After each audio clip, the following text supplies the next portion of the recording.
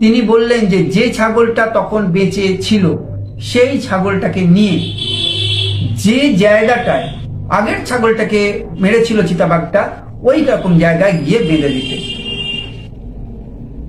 এবার তিনি নিজে সেখানে গিয়ে দেখলেন যে কাছাকাছি কোথাও কোনো গাছে মাচা বাঁধার জায়গা আছে কিনা, কিন্তু কোথাও কোনো সেরকম গাছ পেলেন না যেটা মাচা বাঁধা যায়। তিনি দেখলেন ওই কাছাকাছি একটা গাছ আছে যেটা মাটি থেকে সোজা 15 ফুট উঠে গেছে, তারপর একটা ডাল হেলে গেছে, কিন্তু গাছটা একটু ব্যাঁকা। অগত্যা তিনি ঠিক করলেন ওই গাছেরই 15 ফুট ওপরে যে ডালটা আছে সেটাতেই তিনি বসবেন। জিম করবেট অত্যন্ত অভিজ্ঞ শিকারী, তার উপর দিয়ে যায় ভারতবর্ষে এমন কোন শিকারী বলতে গেলে নেই। তিনি কি করলেন, তার সঙ্গের লোকেদের বললেন বিকেল বেলায় যে ভাই আমি এখানে বসছি, তোমরা এক কাজ করো, বেশ কিছু লতা পাতা কেটে গাছের গুঁড়ির সঙ্গে বেঁধে দাও। তারা তাই করলো এবং ওই লতা পাতাগুলোর বেশ কিছু অংশ তার হাতের মুঠোয় শক্ত করে ধরে রাখলেন, কারণ তার অভিজ্ঞতা বলছে এটাই হয়তো কোনো কাজে লাগবে। ছাগলটা ওই গাছ থেকে মোটামুটি 30 গজ দূরে বাঁধা আছে, আর তার সঙ্গের লোকজন কাজ সেরে ওই মাঠেই বসে গোল হয়ে গল্প করছে। এমন সময় তিনি শুনলেন যে একটা খ্যাঁকশিয়াল ডেকে উঠলো আর কয়েকটা রাতচরা পাখি ডেকে উঠলো। তিনি বুঝতে পারলেন বিপদ আসন্ন, বাঘ আশেপাশেই কোথাও আছে। হয়তো তিনি দেখতে পাচ্ছেন না, কিন্তু বাঘ তাকে লক্ষ্য করছে। তিনি সঙ্গে সঙ্গে তার লোকেদের বললেন, বাপু হে, তোমরা এখন কাটো, তোমরা শিগগিরই গ্রামে ফিরে যাও। লোকগুলো যেন এই কথাটারই অপেক্ষা করছিল। তারা ঊর্ধ্বশ্বাসে পরিমরি করে জোরে জোরে কথা বলতে বলতে গ্রামের দিকে ফিরে গেল। আস্তে আস্তে রাত ঘন হয়ে এলো, এত অন্ধকার হয়ে গেল যে আশেপাশে কোনো কিছুই দেখা যাচ্ছে না। কিছুক্ষণ পরে জিম করবেট সেই বেঁধে রাখা ছাগলটিকেও আর দেখতে পাচ্ছেন না। তিনি তো মহা ফাঁপড়ে পড়লেন। বাঘটা যদি আসে তিনি তো তাকে দেখতে পাবেন না। তিনি তাকে দেখতে পাওয়ার আগেই হয়তো বাঘটা গাছে উঠে তাকে পেরে ফেলবে মাটিতে। তার তখন মেরুদণ্ড দিয়ে একটা ঠান্ডা স্রোত বয়ে গেল। তার ষষ্ঠ অঙ্গ তাকে জানিয়ে দিল বিপদ আসন্ন, কারণ তিনি অনুভব করলেন সেই অন্ধকারে বাঘটা ঠিক তার গাছের নিচেই এবং গাছে ওঠার চেষ্টা করছে। তিনি বুঝলেন কি করে? তার হাতে বাঁধা সেই লতাগুলো একটা টান অনুভব করলেন।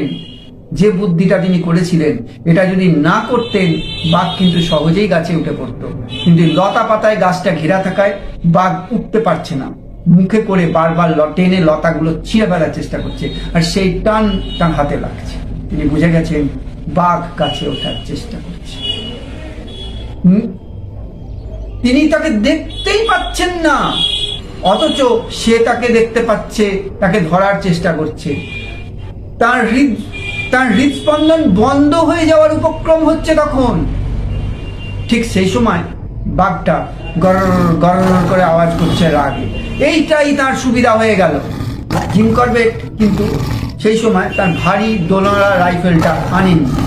তিনি একটা ছড়রা বন্দুক এনেছিলেন, কারণ কাছ থেকে চিতাবাঘকে গুলি করার জন্য ছড়রা বন্দুক সব থেকে উপযোগী।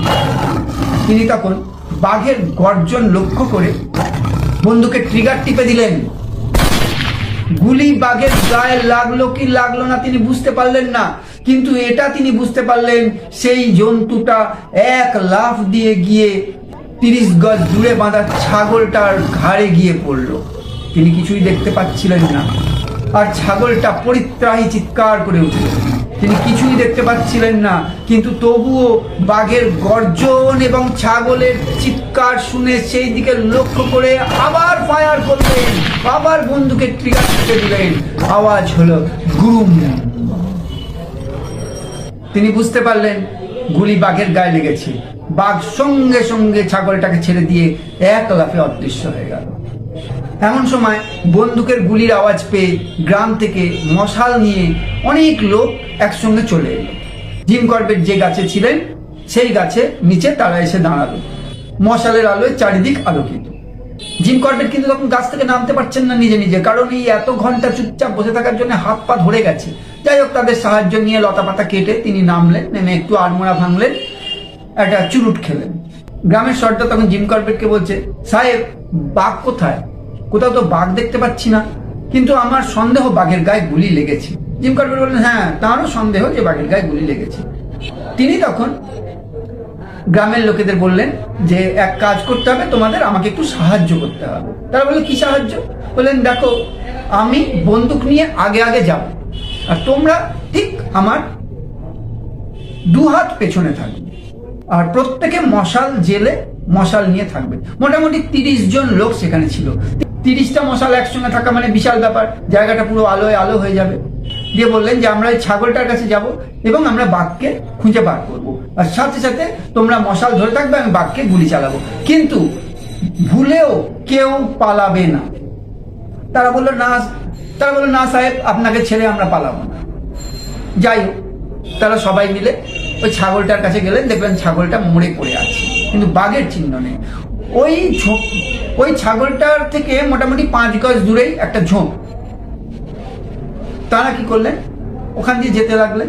ঝোপের কাছাকাছি গেছেন, হঠাৎ বিশাল এক গর্জন করে এক লাফ মেরে জিম করবেটের সামনেই চিতাবাঘটা এসে পড়ল। আর সেই মুহূর্তে গ্রামের লোকেরা ভয় পেয়ে মশাল ফেলে দিয়ে ঊর্ধ্বশ্বাসে যে যেদিকে পারলো দৌড়ে পালালো, যেটা কিন্তু কথা ছিল না। জিম করবেট তখন একা পড়ে গেছে, কিন্তু তার ভাগ্য ভালো ছিল, একজনা গ্রামবাসী দৌড়াদৌড়ির সময় ধাক্কাধাক্কিতে তার হাত থেকে মশালটা ওইখানে পড়ে গেছিল এবং শুকনো ঘাসে আগুন লেগে গেছিল। সেই আগুনের আলোয় জিম করবেট দেখলেন পানারের সেই ভয়ঙ্কর মানুষ খেকো চিতাটাকে। এই প্রথম সাহেবের সঙ্গে বাঘটার সরাসরি মুখোমুখি সাক্ষাৎ। দেখলেন বিভৎস হাঁ করে, বিভৎস গর্জন করে বাঘটা তার দিকেই তাকিয়ে আছে এবং আক্রমণের জন্য উদ্যত। কোন রকম সময় নষ্ট না করে জিম করবেট বাঘের বুক লক্ষ্য করে তার বন্দুকের ট্রিগার টিপে দিলেন। সাথে সাথে বাঘটা জিম করবেট ডাকাতে। জিম করবেটের বন্দুকের গুলির আওয়াজ এবং জিম করবেটের আহ্বানে গ্রামের সেই লোকগুলো যারা পালিয়ে গেছিল সঙ্গে সঙ্গে আবার ফিরে এলো, এসে দেখলো বাঘ মরে মাটিতে পড়ে আছে। তারা প্রচন্ড আনন্দ করতে লাগলো। জিম করবেট তখন শান্তিতে একটা সিগারেট ধরালেন। গ্রামের লোকেরা বাঘটিকে গাছের ডাল কেটে বেঁধে ঝুলিয়ে গ্রামের দিকে নিয়ে গেল। বহুদিন পর পানার এবং তার আশেপাশের অনেক গ্রামের লোক আনন্দ করলো। রাতে তারা বহু রাত পর তারা নিশ্চিন্তে ঘুমোতে পারবে। মানুষ খেকোর আতঙ্ক তাদের আর তাড়া করবে না। ব্রিটিশ সাহেব জিম করবেট তাদের পরিত্রাতা হয়ে এসে এতদিন পর তাদের রক্ষা করবেন। আমার এই গল্পটা কেমন লাগলো সেটা তোমরা অবশ্যই কমেন্টে জানিও। আর এই ধরনের আরো সুন্দর সুন্দর লোমহর্ষক মারাত্মক গল্প শোনার জন্য আমার ভিডিওগুলো দেখার অনুরোধ রইল।